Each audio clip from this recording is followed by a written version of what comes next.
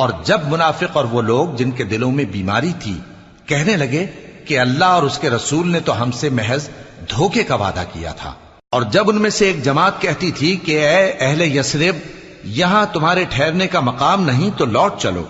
और एक गिरोह उनमें से पैगंबर से इजाजत मांगने और कहने लगा कि हमारे घर खुले पड़े हैं, हालांकि वो खुले नहीं थे, वो तो सिर्फ भागना चाहते थे। और अगर फौजें अतराफ मदीना से उन पर आ दाखिल हों, फिर उनसे खाना जंगी के लिए कहा जाए तो फौरन करने लगें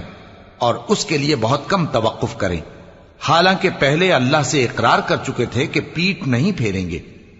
और अल्लाह से जो इकरार किया जाता है उसकी जरूर पुरसिश होगी। कह दो कि अगर तुम मरने या मारे जाने से भागते हो